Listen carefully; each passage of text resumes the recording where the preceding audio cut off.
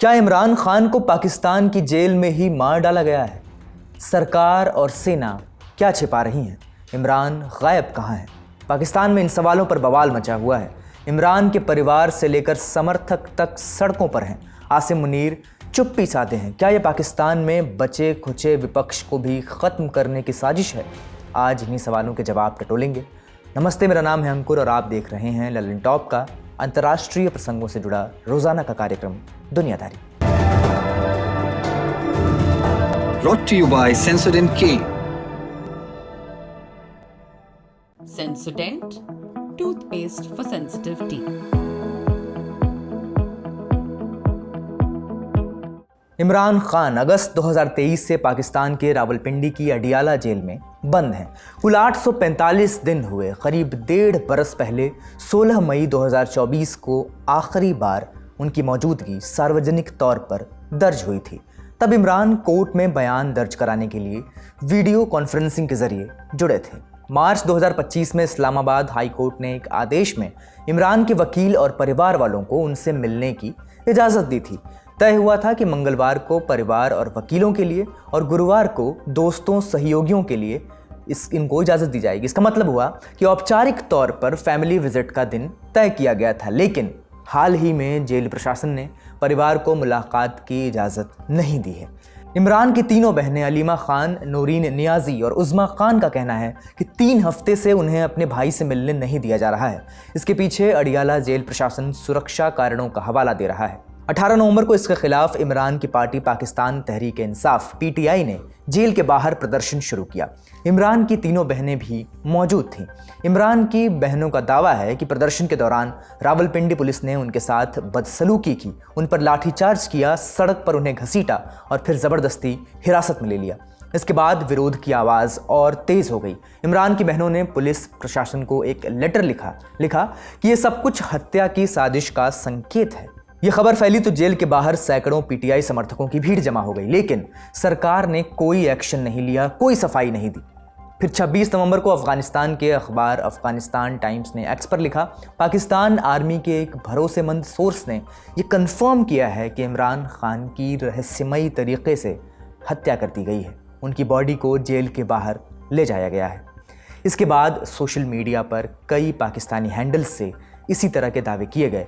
Adiala jail प्रशासन ने इस पर सफाई भी दी। कहा, खान को जेल से ट्रांसफ़र नहीं किया गया है, वे पूरी तरह ठीक हैं। पाकिस्तान का माहौल बिगाड़ने के लिए अफवाह फैलाई जा रही है, ऐसा जेल प्रशासन ने कहा। लेकिन सफाई से बात नहीं बन रही थी, लोगों को सबूत चाहिए थे। 27 नवंबर को इमरान के बेटे कासिम खान ने अपने पिता के जिंदा होने का सबूत मांगा। एक्स पर एक पोस्ट में लिखा, मेरे पिता को पिछले 6 हफ्तों से अकेले एक डेथ सेल में रखा गया है। ये सब जानबूझकर किया जा रहा है। सरकार मेरे पिता की असली हालत छिपा रही है। यानी अडियाला जेल प्रशासन का कहना है कि इमरान पूरी तरह ठीक हैं। ऐसे में सवाल है कि उन्हें परिवार से मिलने क्यों नहीं दिया जा रहा? हफ्ते भर से फैल रही अफवाहों के बाद भी शहबाज शरीफ सरकार ने कोई सबूत क्यों नहीं दिया? माजरा क्या है? हमने बात की वरिष्ठ भू राजनीतिक जानकार एसडी मुनी से। नहीं, परिवार को इसलिए नहीं मिलने दिया जा रहा है कि बाहर के हालात पता लगे, या एक तरह से उनको टॉर्चर करने को, तंग करने की भी बात है। उनके केस को स्ट्रांग नहीं हो, इसलिए भी वकील उसके साथ नहीं मिल सकते हैं। देखिए, पिछले कुछ दिनों में जो पाकिस्तान में परिवर्तन हो रहे हैं उनसे साफ हो रहा है कि वहाँ पहले हम लोग कहते थे कि ये army is a part of the state. अब तो आर्मी बिल्कुल स्टेट बन गई है वहां पर। कॉन्स्टिट्यूशनल सबसे पहले लेटेस्ट तो ये है कि वहां की सरकार, जेल अथॉरिटीज ने ये कहा है कि इमरान साहब अच्छी सेहत में हैं, उनको कोई बीमारी नहीं है, वो जिंदा हैं। ये सब उन्होंने बताया है, क्योंकि जो प्रेशर पड़ रहा था उसको रिस्पॉन्स करते हुए उन्होंने ये कहा है। तो ये कहाँ तक सच है झूठ है, वो सरकारी बयान है, इसीलिए उसको मानना तो पड़ेगा। लेकिन ये बात भी सही है कि इमरान खान को उसके वकील से नहीं मिलवाया जा रहा है, उसके परिवार के लोगों से नहीं मिलवाया जा रहा है। और ये मैं समझता हूँ कि जो आर्मी चीफ है वहाँ के मुनीर साहब, उनका एक कोई व्यक्तिगत फैसला है जो वो इमरान को इस तरह से तंग करना चाहते हैं और इमरान को दबा कर रखना चाहते हैं। आगे क्या होगा ये कहना मुश्किल है, लेकिन इमरान की जो पार्टी है वो अगर सख्ती के साथ उन्होंने प्रोटेस्ट वगैरह शुरू कर दिए हैं, कहा हम पार्लियामेंट को भी वहां नहीं चलने देंगे। अब कहाँ तक फौज उनको रोक पाएगी, कहाँ तक उनको दबा पाएगी, ये अभी प्रश्न पड़ा हुआ है हमारे सामने। लेकिन फौज वहाँ की बहुत शक्तिशाली है और बहुत अनडेमोक्रेटिक है, इसीलिए कुछ भी किया जा सकता है उनके द्वारा। इमरान की पार्टी के खिलाफ पहले भी उन्होंने किया था, अब भी कर सकते हैं।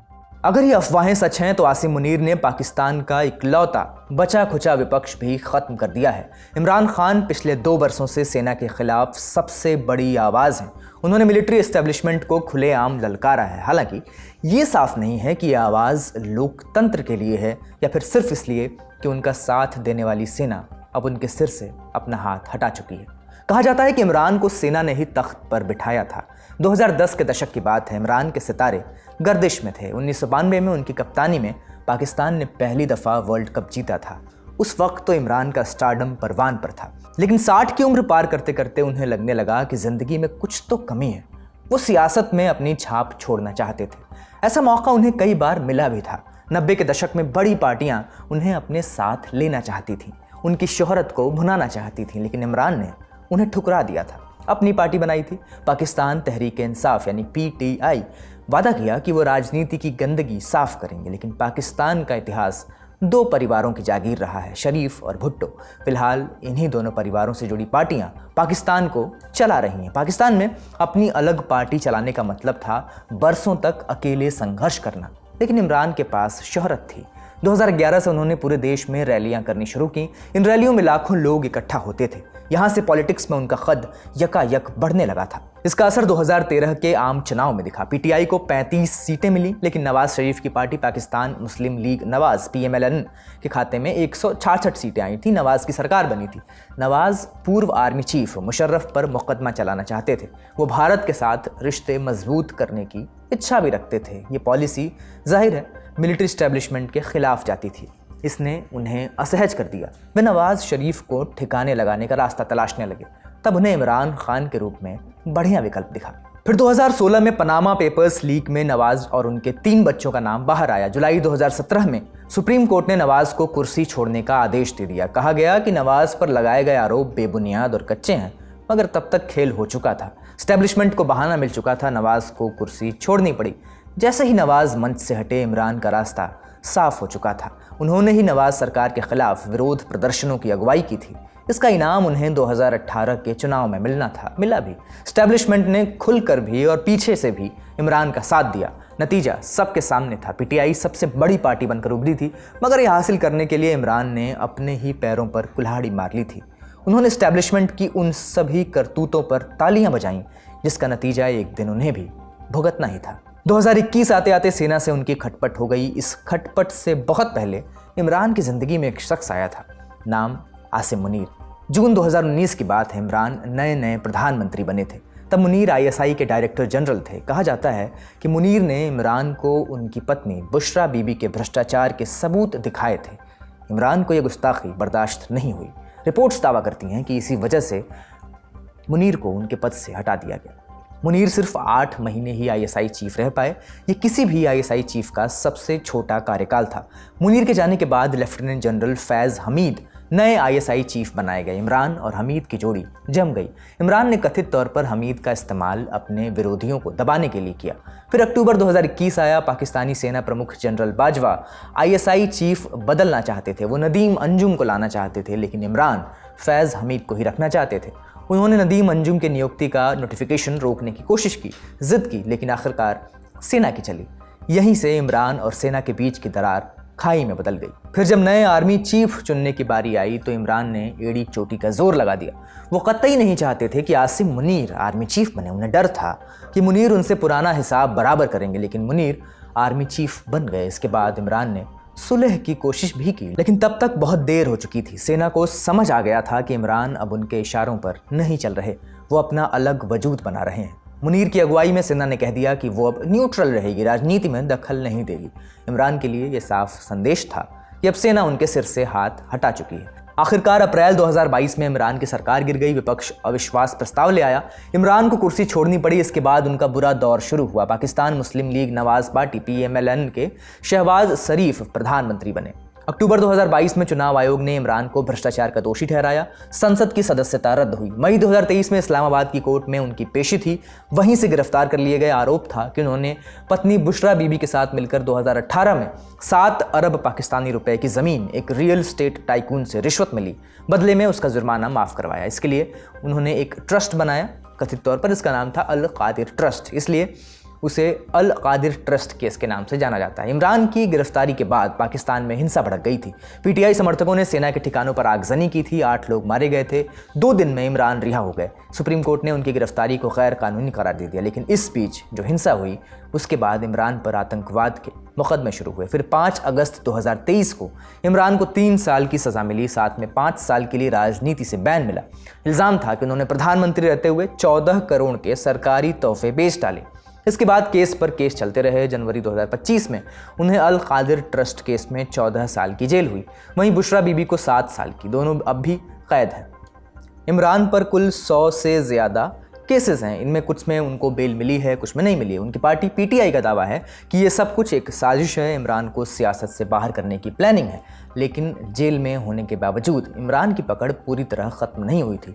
फरवरी 2024 में पाकिस्तान में संसदीय चुनाव हुए।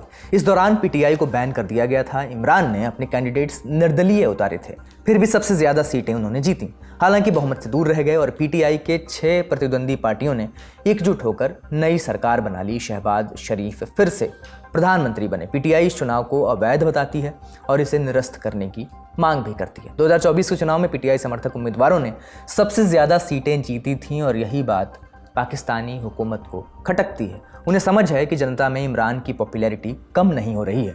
क्या यही वजह है कि मुनीर किसी भी शर्त पर इमरान को सियासत में लौटने का मौका नहीं देना चाहते? इमरान किस हद तक पॉपुलर हैं, जानकारों से समझते हैं। इमरान उनके लिए एक बहुत बड़ी चुनौती है। इमरान की पार्टी उनके लिए बहुत बड़ी चुनौती है। जो पाकिस्तान का सोशल तबका है, समाज है, वहाँ का आम आदमी है, वो मिलिट्री के सत्ता को नहीं चाहता है।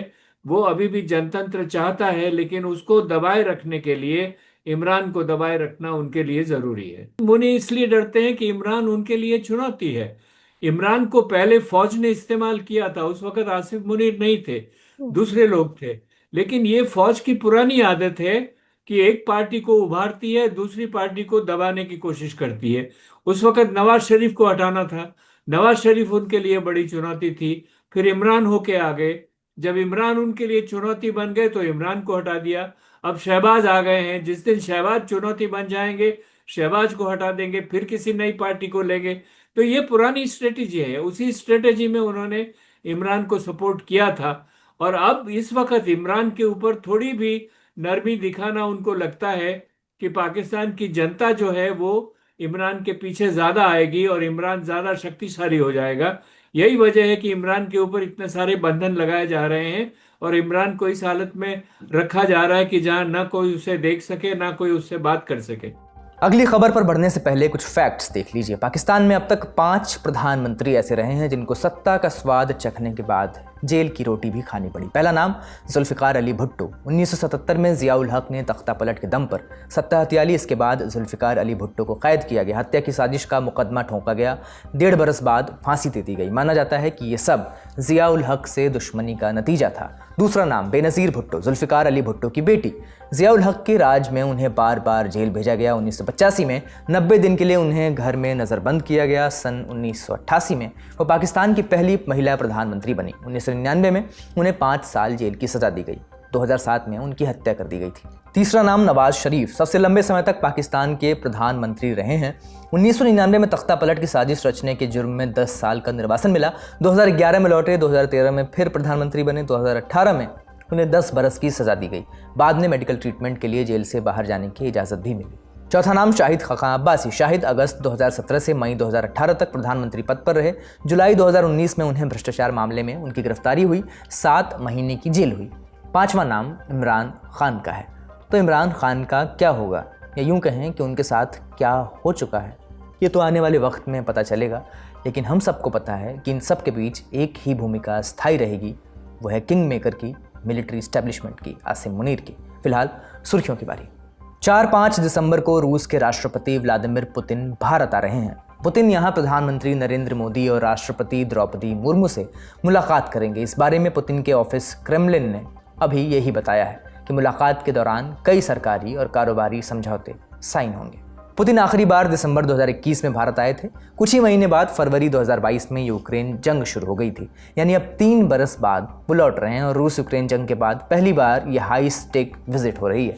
इस मुलाकात का एक और अहम पहलू है, मीडिया रिपोर्ट्स के मुताबिक भारत और रूस के बीच S-400 एयर डिफेंस सिस्टम की 5 और रेजिमेंट खरीदने पर बात चल रही है। S-400 का नाम आपने ऑपरेशन सिंदूर के दौरान बार बार सुना होगा। यह पाकिस्तानी विमानों को रोकने में पूरी तरह सक्षम रहा था, जिसमें J-10 भी शामिल है। इसकी नई खेप आने से भारत के पास कुल 10 रेजिमेंट हो जाएंगे। भारत चाहता है कि पहले से तय आखिरी 2 रेजिमेंट जल्दी डिलीवर हों और साथ ही 5 नए सिस्टम्स का ऑर्डर भी पक्का हो। ऐसे में पुतिन और मोदी की 5 दिसंबर वाली मीटिंग में इस पर भी चर्चा हो सकती है। अगली खबर, हांगकांग फायर की। मौत का आंकड़ा 128 पार कर चुका है।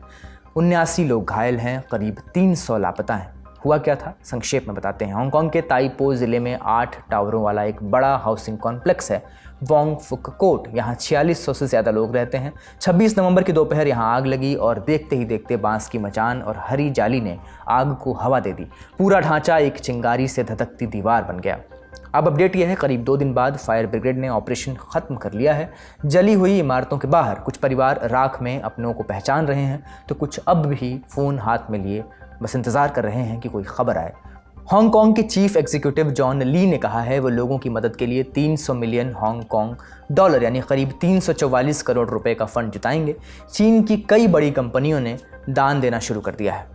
यह आग अब 1948 के बाद हांगकांग की सबसे खतरनाक आग बन चुकी है। तब एक वेयरहाउस में 176 लोगों की मौत हुई थी। लोग इसे लंदन की ग्रेनफेल टावर वाली त्रासदी से भी जोड़ रहे हैं, जहां 2017 में 72 लोगों की जान गई थी। अब बात अमेरिका की। ट्रंप प्रशासन ने एक बड़ा और सख्त कदम उठाया है। अब 19 देशों से आए लोगों के ग्रीन कार्ड दोबारा चेक किए जाएंगे। मतलब जो लोग बरसों से वहां बस चुके हैं, उनके कागजात फिर से खंगाले जाएंगे। US citizenship and immigration services ने बताया कि इस लिस्ट में Afghanistan, Cuba, Haiti, Iran, Somalia, Venezuela, Burma, Chad, Republic of Congo, Libya जैसे देश शामिल हैं। लेकिन यह कदम इस वक्त क्यों? क्योंकि 26 नवंबर को वाशिंगटन DC में एक अफगान नागरिक पर 2 नेशनल गार्ड सैनिकों को गोली मारने का आरोप है। इनमें से एक के इलाज के दौरान मौत हो गई। यह संदिग्ध रहमानुल्लाह लखनवाल 2021 में अमेरिका आया था। ट्रंप ने हमले को राष्ट्रीय सुरक्षा के लिए बड़ा खतरा बताया है, पर जांच प्रक्रिया कैसी होगी इस पर अभी कुछ साफ नहीं है। US citizenship and immigration services ने कहा 19 देशों से आए लोगों की जांच करते वक्त agency negative country specific factors भी देखेगी। मतलब अगर किसी देश के पास सिक्योर भरोसेमंद पहचान पत्र जारी करने की क्षमता नहीं है, तो ये भी उस व्यक्ति के खिलाफ एक मानदंड माना जाएगा। जाते जाते ये भी जान लेते हैं कि ग्रीन कार्ड होता क्या है। ये एक पहचान है कि आप US के कानूनी स्थायी निवासी हैं।